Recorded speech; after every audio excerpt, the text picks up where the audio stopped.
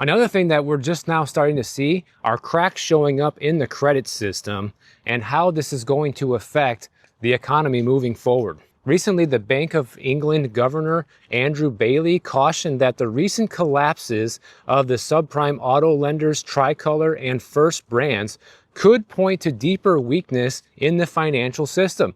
This is something I've covered here on the channel already. Those are early warning signs that people pay attention to. People like Steve Eisman, and that's how he made $800 billion during the last huge crash. People who ignore this are the ones who lose out tremendously. And the reality is the lending industry is just becoming too lax right now. There's been too much complacency in lending and too much risk taking, just like we saw back in the situation leading up to 2008. Because for the past decade, the markets have been acting like lending has been risk-free, and investors and lenders are both becoming more comfortable with the idea that the more you lend, the better, even though people cannot afford to pay it back. So how does that work? But as the borrowing costs rise and the defaults continue to tick up, a lot of analysts are warning that the hangover from the years of easy money could be worse than a lot of people expect. I think it's going to be worse than most people are expecting. I think we're going to see a very similar situation play out like we saw during the GFC, maybe even like the Great Depression.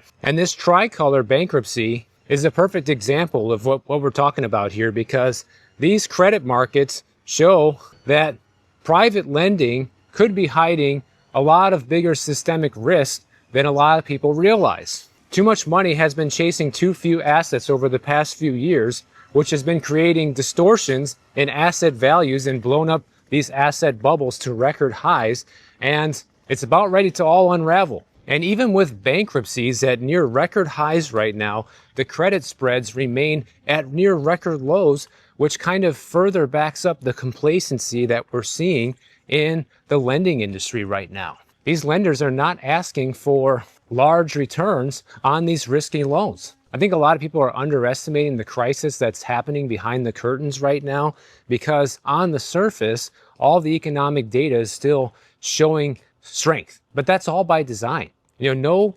administration essentially ever wants to show any weakness in their economy, and this one is no different.